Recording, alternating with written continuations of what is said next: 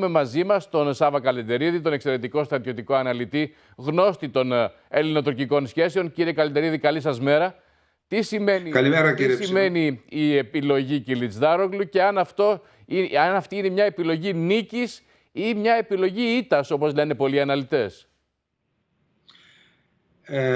Ακούστε, καταρχάς είχαμε τις πανεδρομήσεις της κυρίας Αξενέρ, που τελικώς αναγκάστηκε να ξανακαθίσει στο τραπέζι των 6, αφού έγινε βρέθηκε μια συμβιβαστική φόρμουλα. Οι δύο δήμαρχοι, οι οποίοι στις δημοσκοπήσεις θα νικούσαν καθαρά τον Ερντογάν στις εκλογές, θα αναλάβουν κάποια στιγμή ως αντιπρόεδροι και με εκτελεστικές αρμοδιότητες. Τι συνέβη λοιπόν? Όντως συμφώνησαν σε ένα κείμενο 12 σημείων, το οποίο, ξέρετε, έχει πολύ μεγάλη σημασία. Δηλαδή ο νέος πρόεδρος όταν εκλεγεί θα είναι υποχρεωμένος να διαβουλεύεται με τους υπόλοιπους 5 για μια σειρά από ζητήματα τα οποία καταγράφονται στο κείμενο των 12 σημείων. Άρα, παρότι για όσο καιρό παραμείνει το πολίτευμα προεδρική δημοκρατία στην Τουρκία, στην ουσία δεν θα είναι ενός ανδρός αρχή.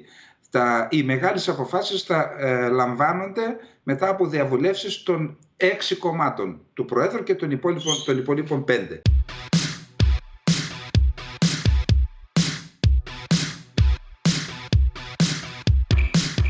Το ερώτημα, κύριε Καλεντερίδη, είναι αν αυτή η συμφωνία είναι επαρκής, με βάση την οποία η αντιπολίτευση θα μπορέσει να νικήσει τον Ερντογάν και το κόμμα του οποίου λέμε ότι καταρρέει στις δημοσκοπήσεις, το κόμμα του είναι κάτω πλέον από το 30%, προηγείται το αντιπολιτευόμενο Ρεπουμπλικανικό Λαϊκό Κόμμα, αλλά ο Ερντογάν ποτέ δεν έχει πει την τελευταία του λέξη, ακόμα τουλάχιστον.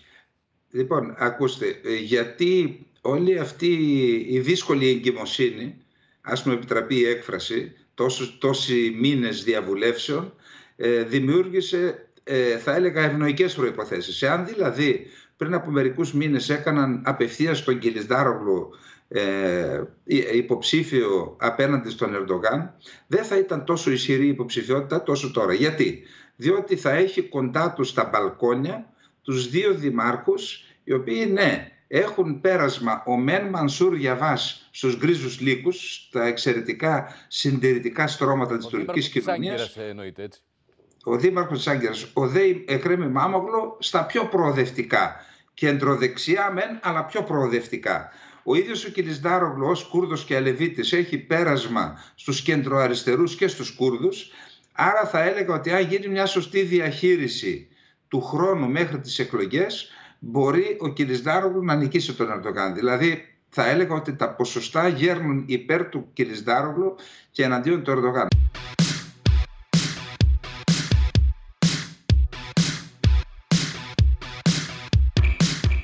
Ποια είναι τα ισχυρά χαρτιά του Ερντογάν? Τα 5 δισεκατομμύρια δολάρια που ήρθαν από τη Σαουδική Αραβία, μόλις χθες, θα μπουν νομίζω σήμερα αύριο στην Κεντρική Τράπεζα της Τουρκίας. Είναι ένα δώρο στον Ερντογάν. Γιατί παρότι οι σχέσεις των δύο χωρών της Σαουδικής Αραβίας με τον Ερντογάν τον ίδιο ήταν κάκιστες μέχρι πριν μερικούς μήνες, τώρα η Σαουδική Αραβία δεν θέλει αυτή τη συμμαχία, δεν θέλει αλλαγή δηλαδή αποκαθήλωση του πολιτικού Ισλάμ για να έρθει ένα κοσμικό σχήμα. Διότι αυτό στις προηγούμενες δεκαετίες, από το 1923 και εντεύθεν, θεωρεί το πολέμιος του Ισλάμ. Άρα έχει το δώρο από τη Σαουδική Αραβία. Έχει την αμέριστη στήριξη και συμπαράσταση της Ρωσίας και του Πούτιν. Θα την έχει. Και την είχε ως τώρα οικονομικά, θα την έχει και τεχνικά. Δηλαδή ξέρουμε ότι η Ρωσία έχει τις δυνατότητες να παρεμβαίνει σε εκλογές. Ο Πριγκόζιν, ο ιδιοκτήτης του ιδιωτικού στρατού της Βάγνερ, έχει ομολογήσει ότι παρενέβη στις προηγούμενες εκλογές στις ΗΠΑ. Άρα έχει κάποια πλεονεκτήματα, έχει τα δισεκατομμύρια των δολαρίων που έχει μαζέψει από δωρεές ο Ερντογάν, τα οποία μπορεί να τα διαθέσει παρακάμπτοντας το δημόσιο λογιστικό, δηλαδή απευθείας σε περιοχές όπου ο ίδιος έχει πολιτικό όφελος. Θα έχουμε ένα ντέρμπι, άρα με περισσότερες πιθανότητες εκλογικής νίκης στην πλευρά των 6 και του Κιλιτζντάρογλου.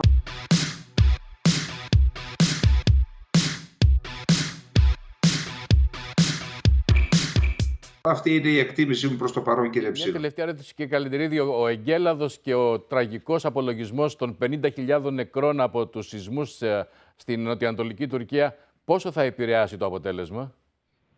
Ακούστε, επηρεάζει το αποτέλεσμα ήδη, και όχι το αποτέλεσμα, επηρεάζει τώρα τους ψηφοφόρους. Γιατί?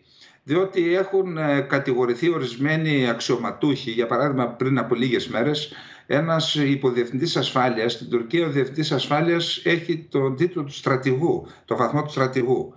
Ένας υποδιευθυντής ασφάλειας σε έναν σεισμόπληκτο νομό πήρε πολύτιμα αντικείμενα από τη βοήθεια που προοριζόταν για τους σεισμόπληκτους σε μια αποθήκη δική του. Τα ιδιοποιήθηκε. Αυτό αποκαλύφθηκε, στοχοποιείται ο Σοηλού, ο Υπουργός Ιστορικών. Επίσης, με ντοκουμέντα έχουν αποδείξει ότι σε ορισμένες περιοχές σεισμοπλήκτων έχουν τοποθετηθεί είτε κοντέινερ, όπου ξέρετε ο σεισμόπληκτος μπορεί να έχασε τα πάντα, αλλά μπαίνει σε ένα σπίτι, κοντέινερ, αλλά έχει μέσα τηλεόραση, ψυγείο, κλιματιστικό, θέρμανση, ρεύμα, ενώ στους άλλους δίνεται μια σκηνή, σε όσους δίνεται.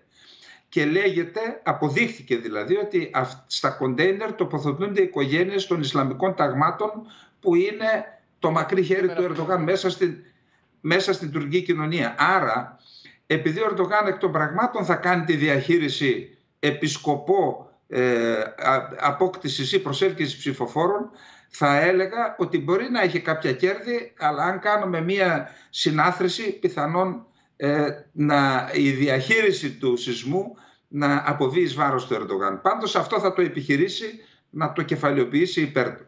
Ευχαριστούμε πάρα πολύ τον κύριο Καλεντερίδη για την εξαιρετική πάντοτε ανάλυση του. Ευχαριστούμε πάρα πολύ. Ευχαριστώ. Καλή σας μέρα.